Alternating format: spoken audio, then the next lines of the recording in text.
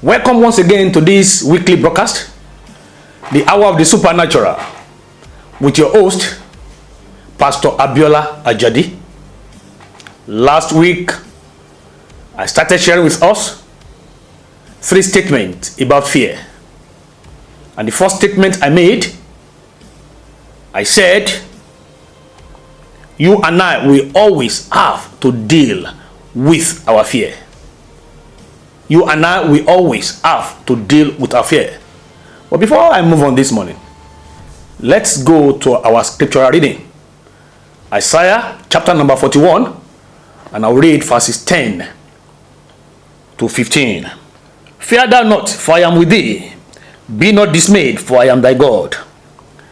I will strengthen thee, yea, I will help thee, yea, I will uphold thee with the right hand of my righteousness. Behold, all they that were incensed against thee shall be ashamed and confounded. They shall be as nothing, and they that strive with thee, shall perish. Thou shalt seek them and shalt not find them, even them that contended with thee.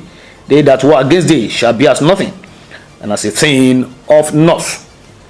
For I, the Lord thy God, will hold thy right hand, saying unto thee, fear not, I will help thee. Verse 14. Fear not, thou worm Jacob, and ye men of Israel, I will help thee, saith the Lord, and thy Redeemer, the Holy One of Israel. Still on the same subject matter, why I should not fear. Like I said, the first statement I made here, you and I will always have to deal with our fear. False evidence appearing real, you have to deal with it. The second statement I'm making this morning is that as our faces are different from one another, so our fear are different from one another. For example, the fear of a single brother is quite different from the fear of a married man. Our fear are different from one another, but you have to deal with it. Whatever your fear is, you have to deal with it. Shadrach, Meshach, and Abednego were able to deal with their fear, and they experienced the 4th man in the fiery furnace of fire. They experienced the ministry of the 4th man. Whenever you deal with your fear, you will be able to experience the ministry of the 4th man. So the second statement I'm making is that our fear are different from one another. As our faces differ, so our problems, our challenges, our fear are differ from one another.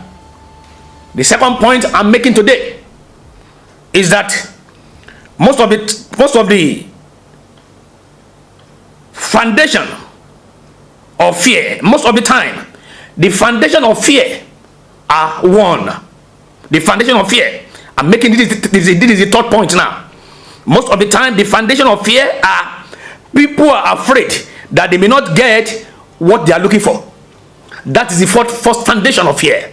People are afraid that they may not really get what they are looking for. That is a lie from the pit of hell. Once you have that fear that you may not get what they are looking for, what happens at the end of the day is that you may not eventually get it, because you are bought into the lie of the fear. Fear will tell you that you are just doing it for nothing. Fear will tell you that nothing good can come out of it.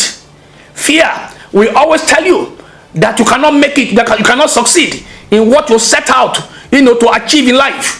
But that is a lie from the pit of hell. That is fear. You remember, fear simply means false evidence appearing real. If God has said it, he will surely make it to come to pass in your life. If the Lord has promised you, you can be rest assured that the promise of God will come to fulfillment in your life. So the first foundation of fear is that people are afraid that they may not get what they are looking for. The single brother feels he may not get what he's looking for. A woman who has been married for some years, we have the fear that eventually she may not be pregnant. This is a lie from the pit of hell. Job says something. He said, what I fear most has eventually come to happen to me. I pray for you this week. As you deal with your fear, you will experience the promise of God in every area of your life in the mighty name of Jesus. Today, fear is rooted out. Today, fear is pulled down.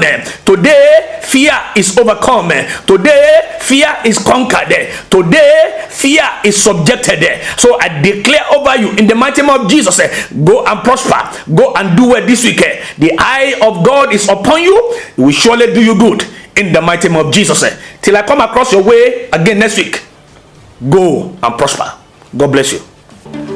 Thank you, beloved, for watching and listening to our broadcast, The Hour of the Supernatural. I would like you to press the like button, share, subscribe, and press the notification icon so that you can be notified anytime we broadcast new messages. God bless you. Thank you.